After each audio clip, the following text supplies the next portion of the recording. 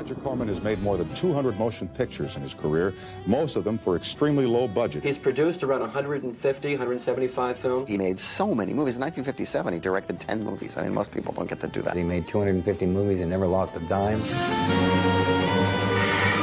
What's up, Vault Dwellers? Dan here, and welcome back to the Roger Corman Ultimate Countdown. And if you're joining us for the first time, Part 1, it's linked in the description, and it's in the cards at the end. It covers films 85 through 71, and there's even a full list of those movies in the description, so you don't have to miss anything. Part 2, it's going to take us from 70 down to 56, and these are the films where Corman starts swinging a bit bigger. South American co-productions, genre experiments, and some of the sharpest low-budget crime pictures he ever put his name on. Some of them are gloriously bad, some are completely underrated. All are interesting. All right, let's go. But only death remains. I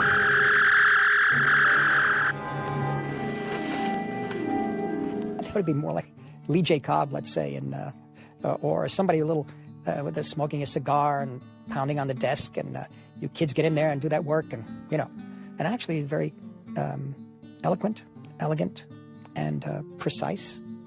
Cool-headed from what I saw, and very, very different from the type of person you'd think would be behind these pictures like Teenage Caveman.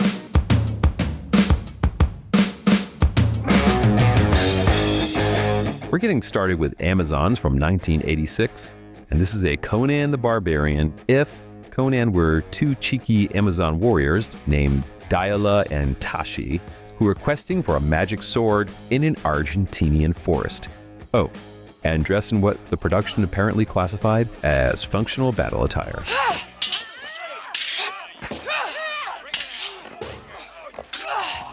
It's one of Corman's late-period South American co-productions. It's cheap, earnest, and completely unbothered by its own absurdity. So there's an evil sorcerer who is threatening the Amazons' homeland.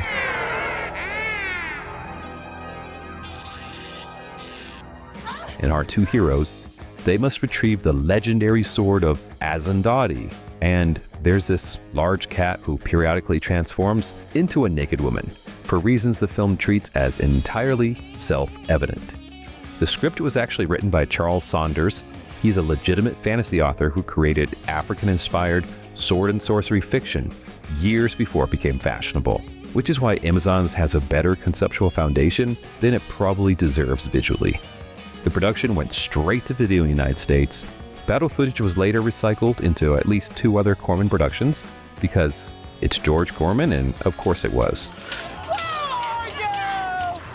Amazons, this is not a good film, but it is exactly the film it set out to be. And at 76 minutes, it doesn't overstay its welcome.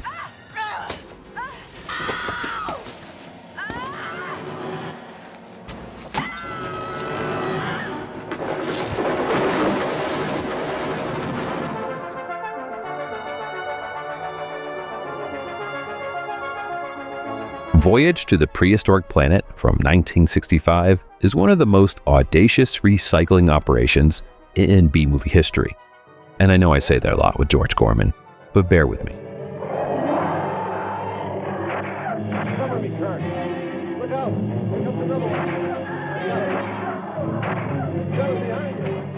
Corman, he bought the American rights to Planeta Burr, which is a 1962 Soviet science fiction film with actually impressive production value. And then he hired Curtis Harrington to add just enough new footage to make it releasable as an American product. The result, it isn't really a movie. It's a Russian film wearing an American costume. South of this way.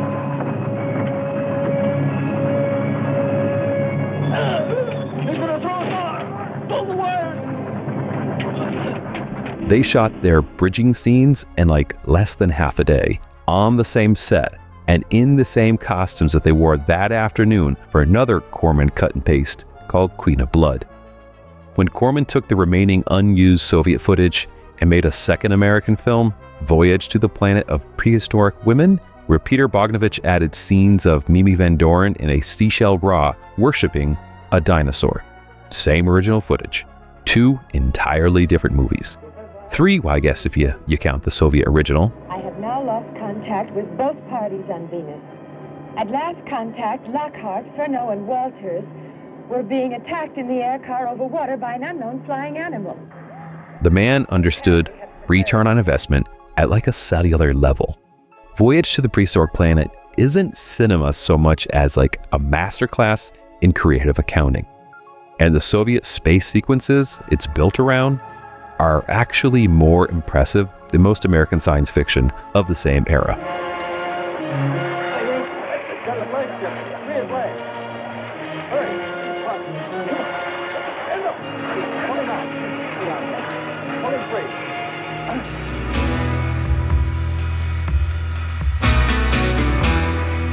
Monster from the Ocean Floor. It's from 1954, and this was the first film Roger Corman ever produced. He was only like 28 years old, and he had $12,000 to his name, and he had this idea about a one-eyed sea monster attacking a Mexican coastal resort. He assembled a feature film in just 6 days using a borrowed Aerojet submarine. Yeah, he got a real submarine.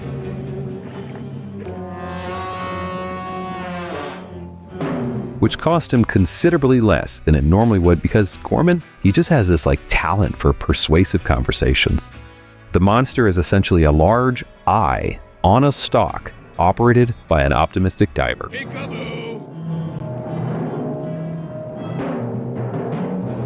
His director turns in something that is technically a feature film in the same way that a sandwich is technically a meal.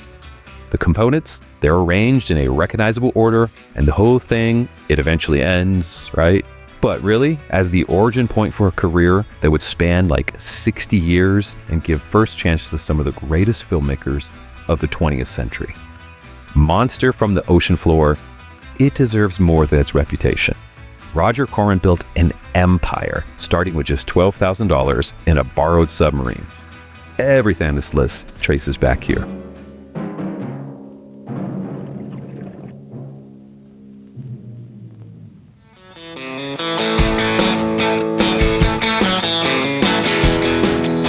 Five Guns West from 1955, it's actually where it all started.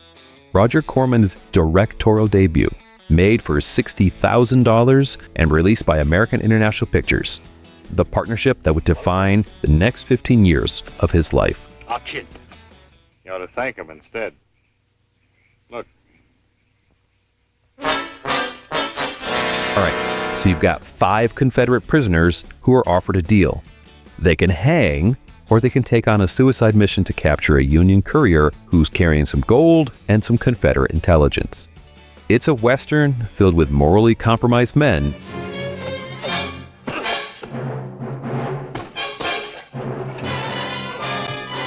Some shifting loyalties. Keep your hand away from the gun. You're walking pretty tall around here, giving orders, posting guards. I think you've got it in your mind you're really the boss. Don't start anything, John. Anything my brother starts, I'll help him finish. Which is a structure Corman, he's just going to return to throughout his career. John Lunn leads a cast of unknowns, and Corman shoots California locations that just adequately pass as the frontier. The whole thing just moves in under 80 minutes without embarrassing itself. Five Guns West, again, this is not another great film of his. It's a competent first effort from a 29-year-old director who was just clearly thinking about character and structure, even when his budget wouldn't let him execute either properly. You know what's astonishing in this context? Like, this is day one, right? Everything that follows, his Poe films, Little Shop of Horrors, working and developing Coppola or Scorsese, and the entire New World Pictures empire, it all traces back to this modest Western.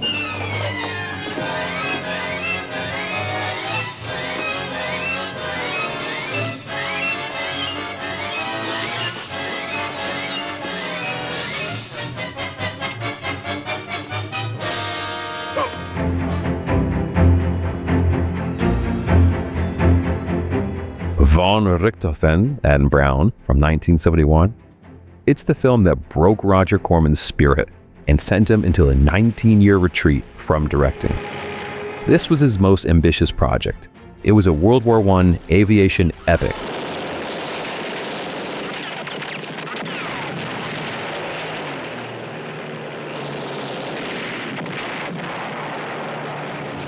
About the legendary Red Baron and the Canadian pilot who eventually brought him down. This was shot in Ireland with actual vintage aircraft and more money than he had ever worked with before. United Artists revoiced all the German characters with these thick accents against Corman's explicit wishes and took the film away from him in post-production. The result is a film of split personalities. As you wish, Your Majesty. The aerial sequences are they're spectacular. Real pilots flying real vintage biplanes and dogfights captured with physical authenticity rather than CGI.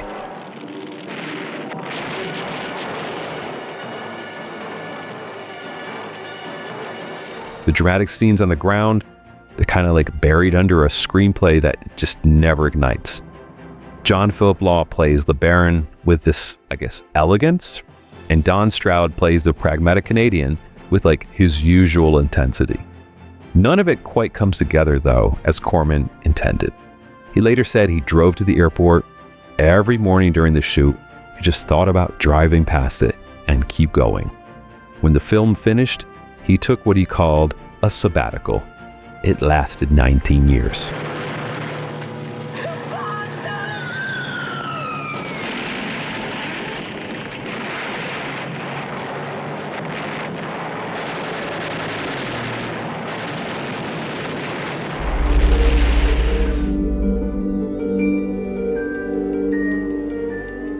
Sorority Girl from 1957 is mean before mean was a genre. Sabra, played with remarkable, unnerving venom by Susan Cabot, is this wealthy sorority girl. You look at this, cost $85. Now if I could handle a needle like Terry, well, the only difference is the styling. Who just manipulates, she blackmails, and psychologically destroys her housemates. Not out of ambition, but out of bone-deep contempt for just everyone around her. She's the villain and the protagonist at the same time. And Corman, he just never softens either role. Please listen to me! Now really, Sabra, you are much too old for this kind of scene making. This was shot in 9 days, and it completely looks like it. But the performances, they're actually something else. Cabot isn't playing a camp villainess. She's playing a damaged young girl whose cruelty is the only language she understands. How come you stopped? Because I couldn't do any more. If it's going to do any good at all, you've got to keep it up. I can't. I'm not going to. And the film's final act lands with something close to tragedy here. Corman cast her in 3 films that year alone, each time giving her more to work with than Hollywood was offering. Sorority Girl occasionally turns up in discussions of proto-feminist cinema, which Corman would probably find amusing or even baffling. But a 1957 film that centers on a woman's psychology rather than her romance is actually doing something. Even if that psychology is just mostly sociopathy, it holds up more than people give it credit for. I think you'd enjoy watching it. You even tried to blackmail me. Don't think I don't know what you were trying to do. I know you were trying to get rid of me. And you beat Ellie. You could twist everything.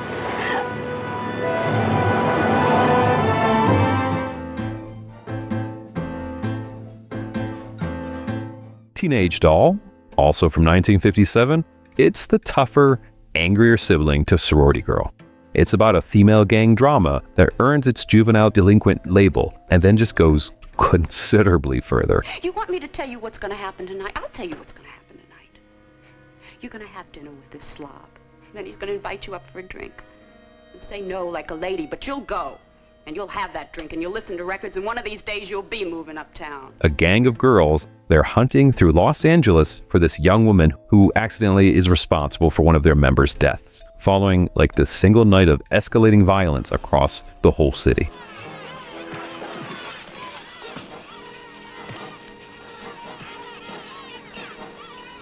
Corman shoots it like a noir, low angles, high contrast, long shadows, and the result has a menace that his more comedic quickies just really didn't achieve. The film is remarkable for 1957 because it refuses to moralize. These young women, they aren't cautionary tales being punished by the narrative for their bad choices.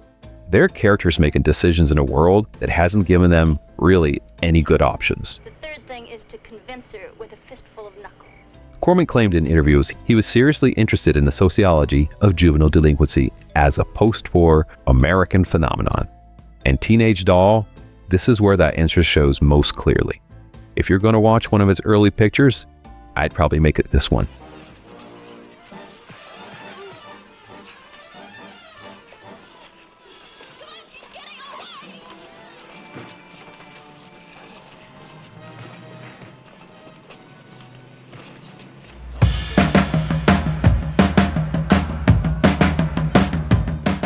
Rock All Night from 1957.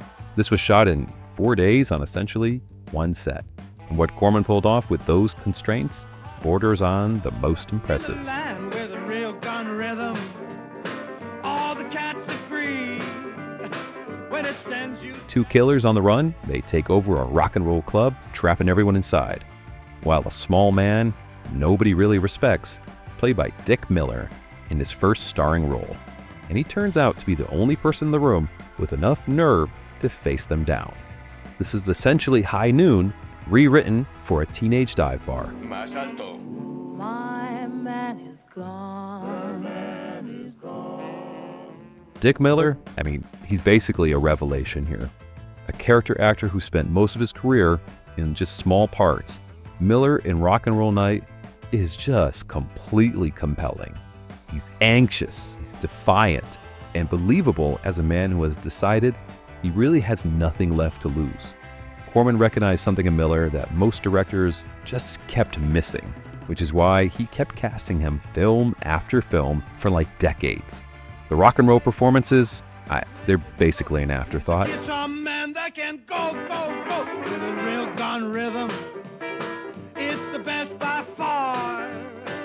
This is a hostage thriller that needs a musical hook to get booked at the right venues. But the core drama, it holds up super well for something shot in just like 4 days on a single set.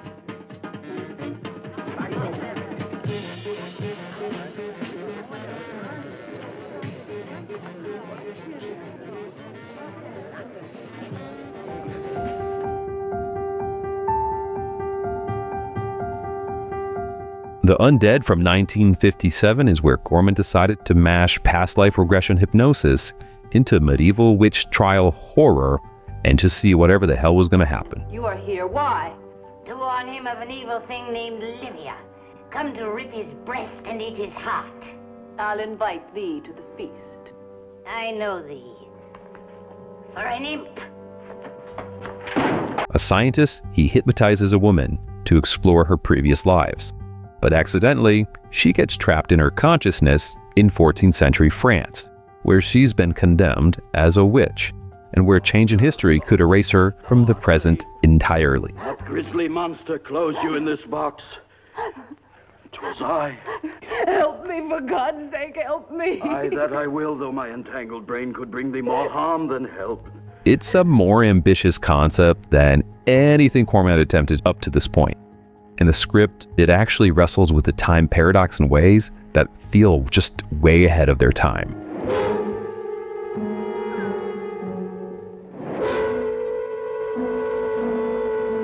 Medieval France on a Corman budget looks convincingly like a soundstage where someone hung up a lot of burlap. But there's a strangeness to the Undead that better funded films of the era, they just kind of rarely managed. Pamela Duncan carries the dual timeline performance surprisingly well, and Alison Hayes, who shows up as the witch, She has this commanding screen presence that I think would later land her Attack of the 50-Foot Woman. I am a witch. A witch? Oh, I knew you must loathe me for it, so I held my tongue until the day I could hold thy heart. Now I know you have loved Helene too much to think of me or any other in the land. Within the context of this countdown, the film represents something absolutely important here. Corman reaching for ideas bigger than his budget for the first time. And, I mean, he almost pulled it off. That putrid love is what murdered her. Die, witch!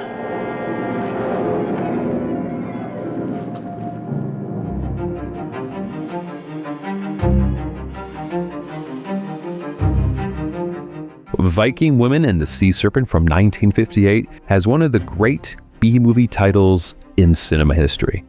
And it's a film that can only partially live up to the title. A group of Viking women, they set sail to find their captured menfolk. They encounter a sea serpent,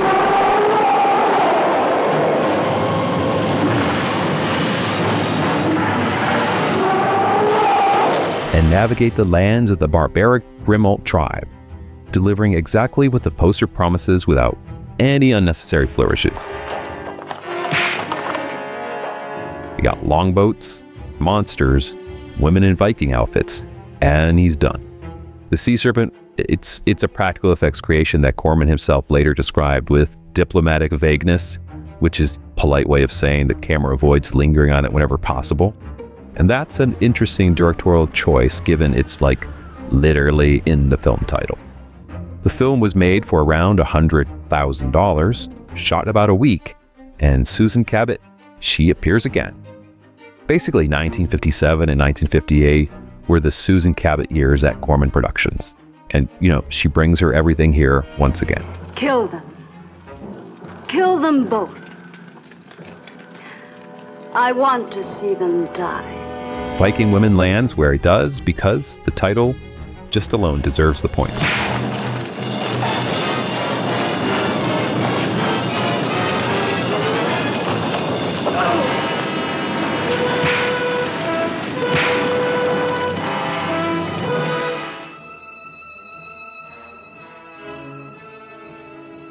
War of the Satellites from 1958 exists because Roger Corman, he heard the word Sputnik and he just immediately started making some phone calls.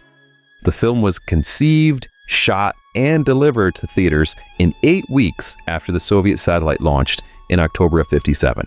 The plot involves a UN space program being sabotaged by aliens who have decided humanity, it's just a disease that must not infect the universe, which is a completely reasonable position to like anyone who's watched the news in 2026.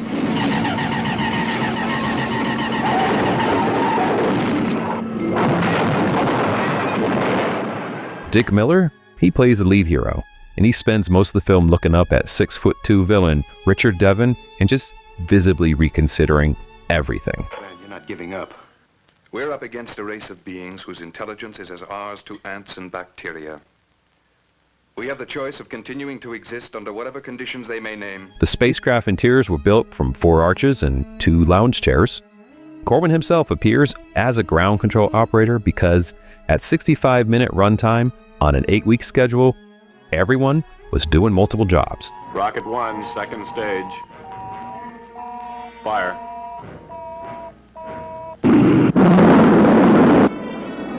The whole thing moves just so fast. You barely register how thin it is until it's like already over. 8 weeks from concept to drive-in screen. That velocity belongs to a different world entirely.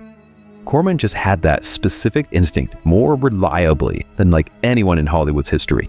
You smell a moment, you make a movie, just make sure you're there before the moment passes.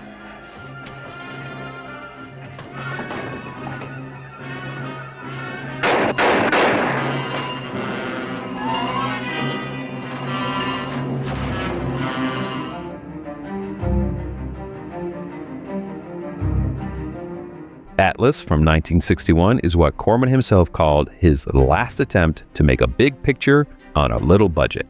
This was shot on location in Greece with actual ancient ruins. The Parthenon, it's a feature. This is his one stab at the sword and sandal peplum genre.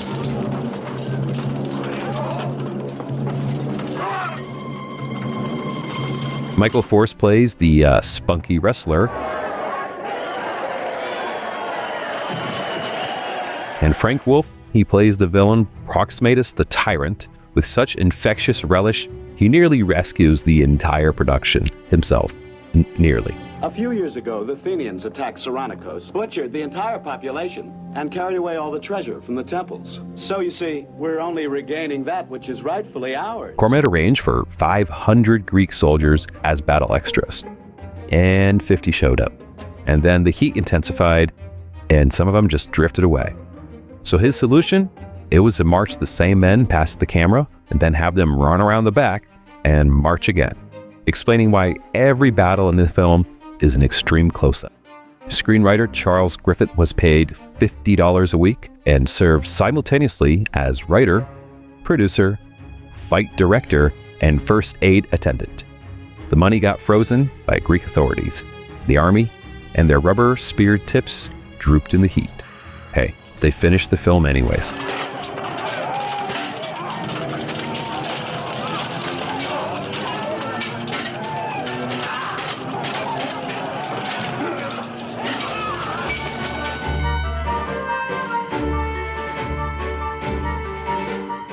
Mobster from 1959 was Corman's biggest budget production up to that point, $500,000 from CinemaScope, and distributed by 20th Century Fox. And still, it somehow manages to feel like $50,000. Steve Cochran, he plays Joe Santee, and he's a street kid who claws his way up through the organized crime until he's taking the fifth in front of a Senate subcommittee. It's a rise and fall story that hits every genre beat cleanly and never overcooks any of them. I went first chance.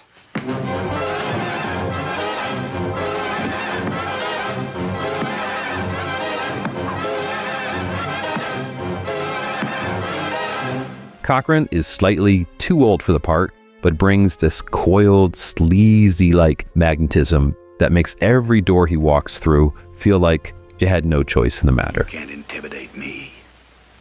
No.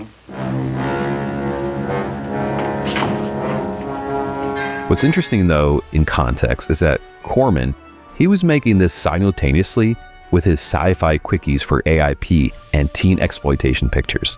So he was like cycling through genres the way most directors approach a single budget. Mobster, it never really becomes more than the sum of its parts. But the parts, they're solid, the pacing is tight, and Cochran carries the whole thing on his back. We'll be washed away in the same gutter of blood as all of us. It ain't gonna be the same without you, Joe. Just ain't gonna be the same.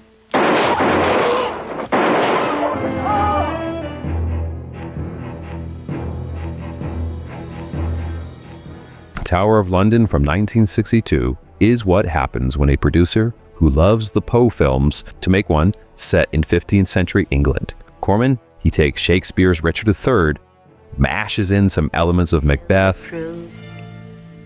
Clarence and I are your son's mother as well as Edward.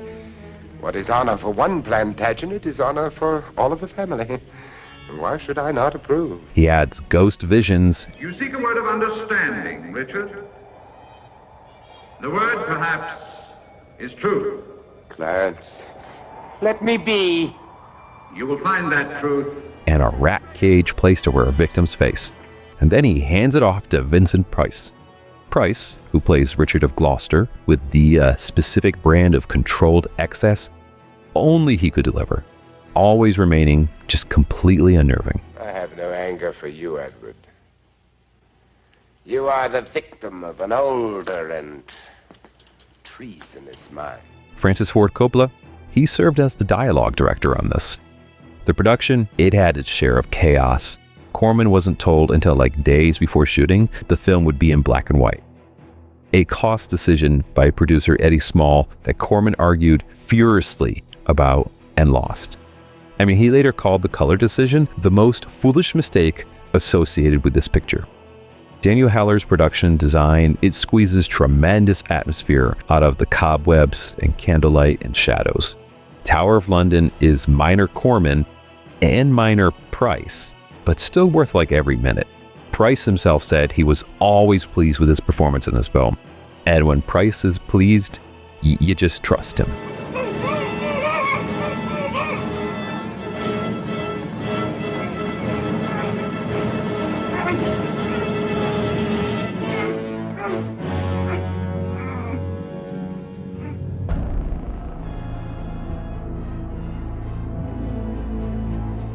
And finally, we have Teenage Caveman from 1958, and this is a film Roger Corman has famously stated he never directed, which his exact words were, "I never directed a film called Teenage Caveman," which is technically true.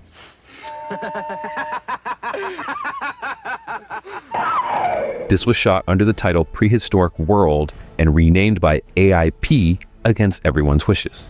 Now, Robert Vaughn, very much not a teenager, plays a philosophical, restless caveman who defies his tribe by crossing the Forbidden River, where he encounters rubber-finned lizard monsters passing as dinosaurs.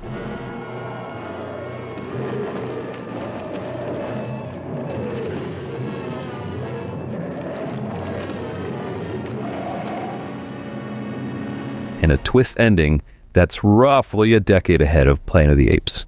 The twist? I'm going to try not to spoil it. What I will say, though, is the concept is absolutely clever. A post-apocalyptic story in caveman drag connecting directly to the 1958's nuclear anxieties. Character actor Beach Dickerson, he played like 4 roles in this film, including the bear that attacks the hunting party, and a funeral drummer at his own character's service. Robert went on record calling it the worst film he had ever made. Corman's response was that, well, it could have been good with more time and money. Neither of them were wrong, but the ambition underneath the rubber dinosaur, it's real, and that's why it's here on the list. This is no evil thing.